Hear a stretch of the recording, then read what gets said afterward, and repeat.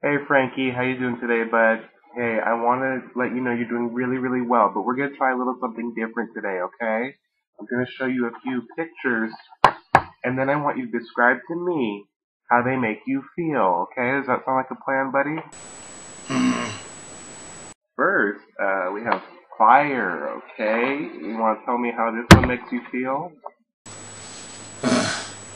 Fire bad, but can deal with it. Good, good. Okay, next we have a picture of your creator who left you alone in this world without a name.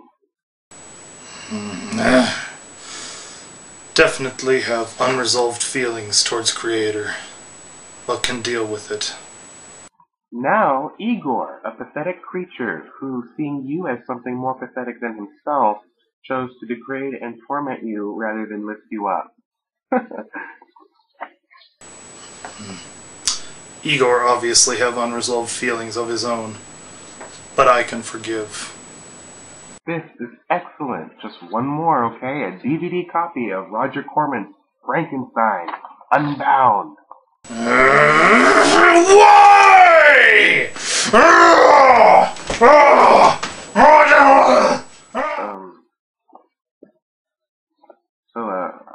I'll just pencil you in for next week then.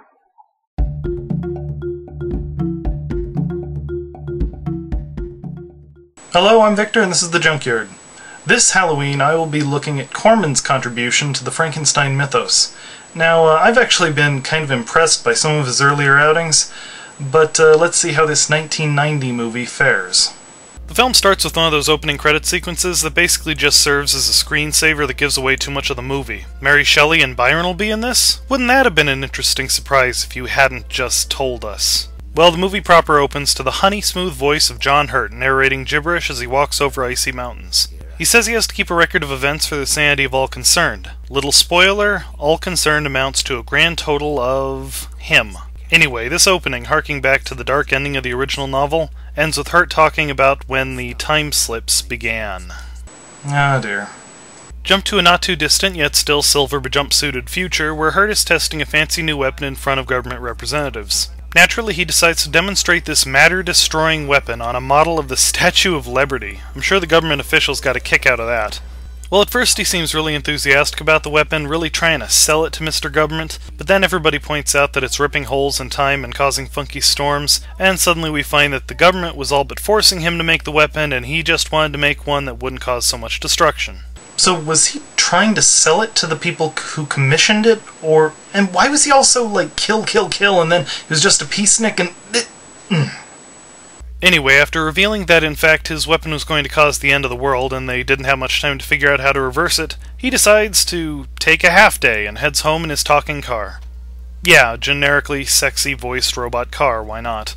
He gets home and finds some kids burying their old bike in his garden, part of some hastily put together consumerism message, when a funky and familiar shaped storm cloud rolls in. He urges them inside, and after stopping them from going back for their new bike, the other part of that hastily put together consumerism message naturally, a ball of light flashes down from the storm and becomes a Mongol warrior. Somehow I just could not have imagined how goofy these time slips were going to be. And of course the guy barely reacts to being blasted into the wrong century and just starts calmly attacking Hurt. Just as suddenly the Mongol is zapped away, but the storm isn't finished, and as Hurt cowers in abject terror at the giant time vagina, he and Kitette are themselves zapped.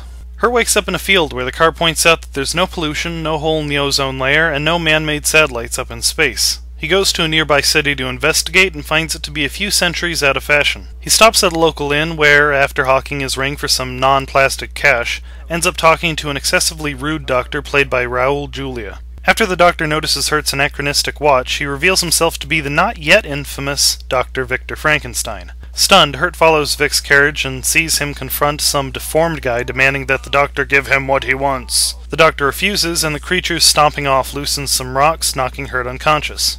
After a trippy dream sequence, he walks back to his car and has her try to figure out how to reverse the time slip. So his car can figure out complex applied quantum physics calculations with minimal data, no access to mainframes in 4 days, but with months, his wall of future supercomputers back at home couldn't figure out how to make his weapon not destroy the universe. I don't know. Anyway, at least we get this clip. Be a good girl. My options are limited. I thought it was funny, at least. Anyway, he goes back to the village to get some new duds, so now he won't look so ridiculous. He has to go for the most hideous thing the 19th century had to offer, huh? Well, he spots Frankenstein and his fiancée and follows them to a court trial lifted out of the original book. There he spots a woman he finds out to be Mary Shelley and sits down next to her to watch the proceedings. A young woman is being tried in a murder that we know is committed by the creature, but it's all a bit of a farce, as the court has already decided that she's guilty. After the trial, Hurt follows Vic once more and is suddenly jumped by the monster. Pause here and we can see something funny. On the movie cover, we saw an eye stitched together from several eyes. I figured it was just a clever little image the artist made up, but no, it's in the movie too. This may be the most obsessive-compulsive Frankenstein I've ever seen. Did he pick and choose individual muscle fibers as well? Anyway, we can expect a pretty weird-looking creature from all this, and, wow. I was expecting weird, but this is just out of left field. I can only see stitches on the eyes. Whatever. Well, the creature, who I shall call Clive, threatens to kill Hurt unless Victor makes him a mate, but then starts pouting. We get the classic, "Why did you make me a mate" stuff, but with Victor being an insufferable ass about it. Clive runs off after threatening to kill Vic's fiancée. Now we get to the part that I just really can't stand about this film. In the novel, and some of the better adaptations, Frankenstein is a flawed character. He obsessively pursued his goal of creating life, but the moment his obsession was realized, he abandoned it. When he was forced to confront it, he was unable or unwilling to help the life he had created gain love or solace. He was self-centered, irresponsible, and single-minded, but he wasn't really a villain. But here we have Hurt begging Victor to come clean about Clive, and Victor goes on like this. You cannot let her pay for your sins. What sins? I'm a scientist. I cannot sin. She must die. At first I thought Raoul's look of indifference was just him acting, but I can't help but wonder if there's something more to it than that. Anyway, yeah, he's just really evil in this film. But Hurt does manage to get Frankenstein to write a letter proclaiming the girl's innocence, after which they have some creepy back and forth as Victor fondles future man's technology. Cut to Clive, who makes a night of it by watching some fireworks, spooking some kids, and theatrically ripping out a watchman's heart. Moving on. Hurt goes to deliver the life-saving letter to Victor's fiancée, but it turns out it was just a note telling her to leave town for a while. Wow, okay. I can understand wanting to turn Frankenstein into a science and a hell with humanity kind of villain. It's not a big leap. But to have him trick a guy into delivering a memo to his fiancée that he fooled the guy into thinking was actually going to save someone's life, turn him into a villain, fine, but why do you have to turn him into a gloating asshole? After this, Hurt goes to visit Mary Shelley, taking note of a brewing time vagina. The sad thing is, that's probably not even one of the top 100 weirdest sentences I've ever said. Anyway, Hurt, Mr. Shelley, Mary, and Lord Byron have some back and forth. Hurt asks Mary to help him prove the girl innocent. She says she knows nothing solid, and he leaves. Next scene, he tries and fails to stop the execution, gets dunked for his trouble, and has another trippy dream sequence. Mary then fishes him out, where she asks him how he knows so much about her and the whole situation, while the audience tries to figure out just what it is about Bridget Fonda's face that doesn't seem right. It's like the gods made her beautiful, but then dropped in a teaspoon of mafia thug to give her a fixed expression of someone ready to break knees just to make a point. Miss Fonda, just for the record, I'm not saying you're ugly. I'm just saying you're terrifying. Please don't break me. This is followed by quite a bit of exposition where Hurt explains everything to Mary, giving spoilers for her whole life while taking a minute or two to explicitly detail the parallels between his own character and Frankenstein. This all turns into a romantic bit as Mary, not yet Shelley, engages in some 19th century free love. After this, Hurt once again meets up with Frankenstein, apparently not especially perturbed about the obvious madman's epic dick move only hours earlier. While Victor explains that he plans to make Clive a mate, lest the creature kill his fiancée out of spite, Clive is indeed chasing down her carriage, with a 40-mile-per-hour Special Olympics run. He soon catches up to her. I just can't take this monster seriously. I appreciate some aspects of the design, the discs in the side of the head, the stretched appearance, but they went too far, and they failed to give him that sort of sewn-together look, except for in the eyes and the hands. And of course, the clown hair and the goofy acting doesn't help. Well, Clive kills Elizabeth by ripping her chest open, I think, and Victor looks upset for almost a full second before pointing out how badly designed humans are. Then the requisite mob shows up, They must do nightly patrols with torches and pitchforks. There's no other reason they'd be out there at that point. And they try to string up Hurt, because scrawny Englishmen are known for their ability to rip open rib cages.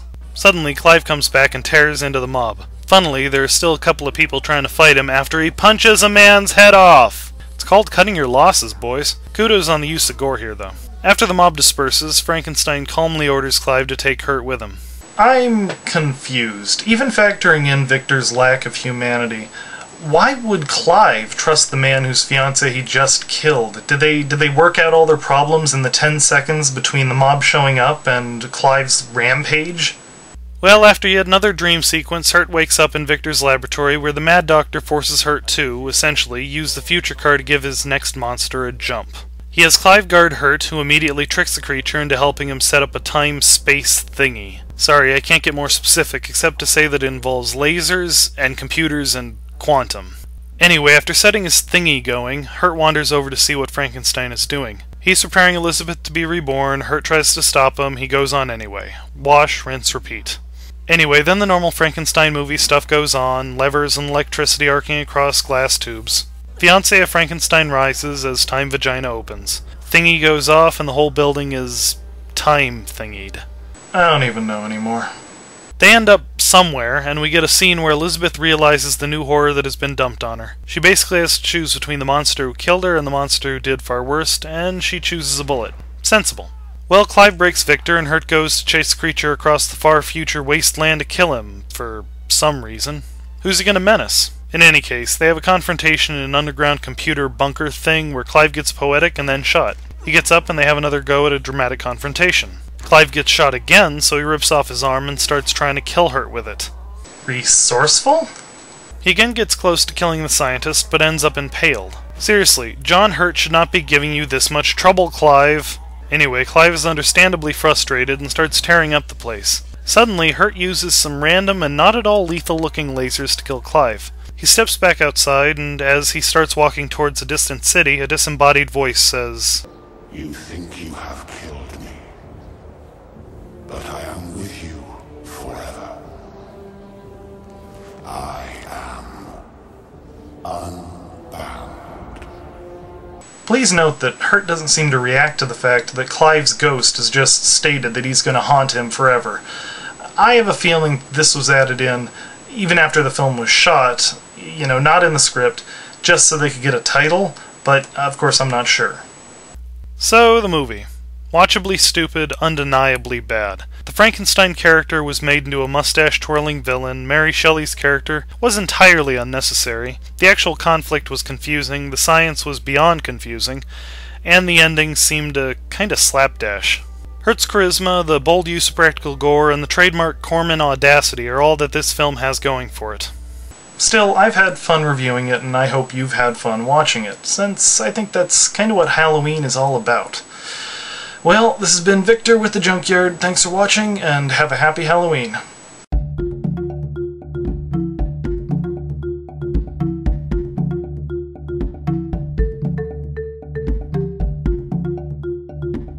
Sir, Mr. Gilman is ready for his 2 o'clock. Who keeps sending me these referrals?